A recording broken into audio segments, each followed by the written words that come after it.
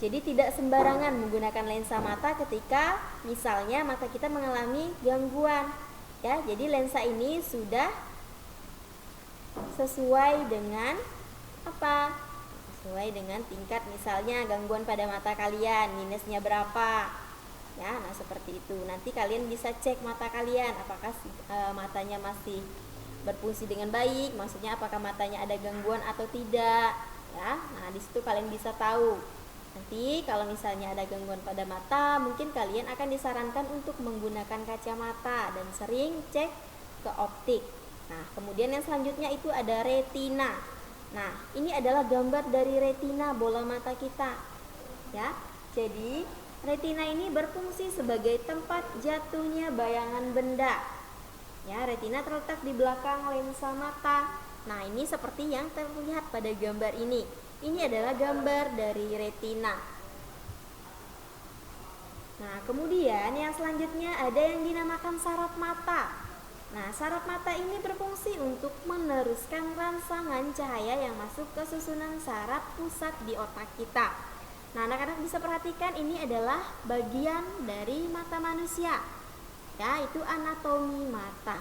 Nah, di sini ada bagian-bagiannya, ada yang kornea tadi, kemudian ada pupil, ada lensa, iris, retina, koroid, ada sklera, kemudian ada juga yang dinamakan dengan saraf optik. Nah, ini adalah bagian dari gambar mata manusia atau gambar bagian mata manusia. Anak-anak bisa perhatikan, ya. Tadi Ibu sudah jelaskan beserta fungsi-fungsinya. Nah, itu adalah materi kita di pembelajaran yang ketiga. Nah, sekarang kita akan lihat di pembelajaran yang keempat. Kita sambung lagi ya. Kita akan lihat sama-sama di pembelajaran yang keempat. Kita akan bahas materi tentang apa di sini. Tunggu ya.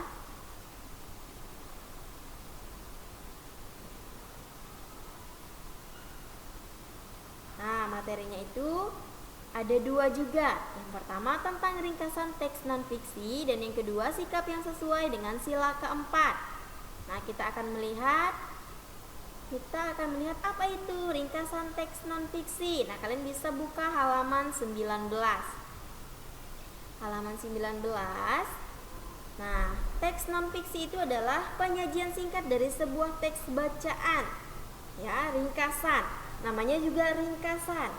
Ya, ringkasan itu artinya kita meringkas. Ya, kita hanya mencatat atau mengambil bagian-bagian penting saja dari teks bacaan tersebut. Ya, itu yang dinamakan dengan ringkasan teks non-fiksi. Penyajiannya itu singkat, ya, padat dan tentunya jelas. Nah, ringkasan ini berisi tentang pokok-pokok bacaan, ya, pokok-pokok yang penting, bagian-bagian yang penting dalam bacaan tersebut, ya, yang menjadi pokok utama, pembahasan utama dalam sebuah teks atau sebuah bacaan. Nah, ada hal penting yang harus kita perhatikan ketika membuat ringkasan, yaitu urutan isinya. Nah, kita akan lihat urutan isi dari teks non-fiksi. Nah, di sini ada langkah-langkahnya. Yang pertama, membaca dengan cermat untuk mendapatkan gambaran umum dari isi bacaan tadi. Jadi kita harus membaca dengan cermat, baca dengan teliti sebelum kita membuat teks non-fiksi tadi. Kemudian memahami isi bacaan secara keseluruhan dan mencatat atau menandai kalimat atau gagasan-gagasan yang penting. Nah, dari bacaan yang sudah kita baca tadi kita bisa mencatat. Kemudian kita bisa memberikan tanda. Ya, mana gagasan-gagasan yang penting, mana bagian-bagian yang penting yang bisa kita catat dan bisa kita ingat. Kemudian menyusun kembali kalimat atau gagasan penting menjadi tulisan yang utuh. Nah, tadi dari gagasan penting yang sudah kita ringkas, kita bisa menyusun kembali kalimat tersebut atau gagasan tersebut menjadi sebuah tulisan yang utuh. Tulisan yang bisa kita pelajari dengan baik. Kemudian menulis ringkasan dengan kalimat kita sendiri. Nah, contohnya kita mengambil kata kunci belajar. Nah, di situ kalian bisa kembangkan, ya. Kata kunci belajar. Nah, belajar menurut kalian sendiri itu apa? Kalian tuliskan, ya, ringkasan tentang belajar menurut pemahaman kalian sendiri. Ya, menurut pendapat kalian sendiri. Itu contohnya. tapi yang ringkas, yang jelas, ya. Seperti itu. Nah, kemudian yang selanjutnya, sikap yang sesuai dengan sila keempat. Nah, perhatikan, ini ada gambarnya. Nah, sikap positif itu terhadap nilai-nilai Pancasila. Sila keempat dapat ditunjukkan dengan melakukan perbuatan yang mendukung pelaksanaan demokrasi Pancasila. Contohnya yang ada pada gambar di bawah ini. Ini adalah kegiatan gotong royong yang dilakukan oleh masyarakat di sekitar tempat tinggal mereka. Ya, jadi ini adalah contoh perbuatan yang mendukung pelaksanaan demokrasi Pancasila yang sesuai dengan sila keempat. Nanti anak-anak juga bisa cari di internet, kalian browsing ya. Sikap seperti apa yang sesuai dengan sila-sila keempat, ya, sila Pancasila.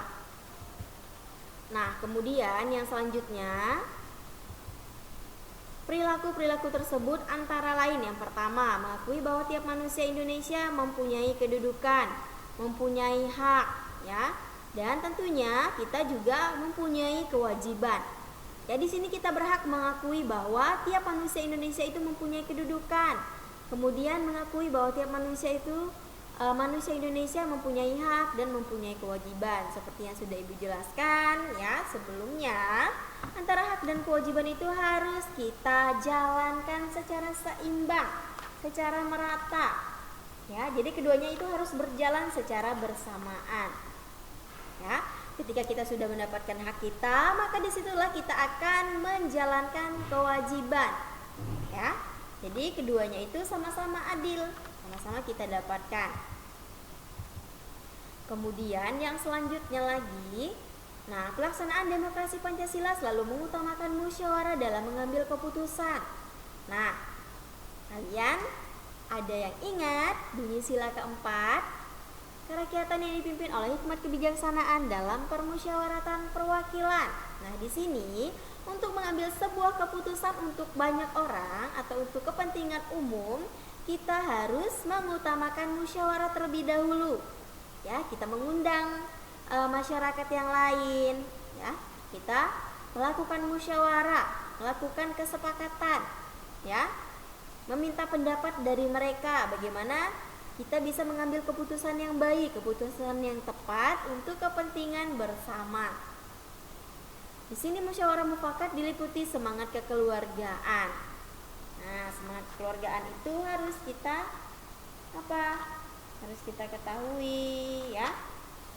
Nah, seperti itu.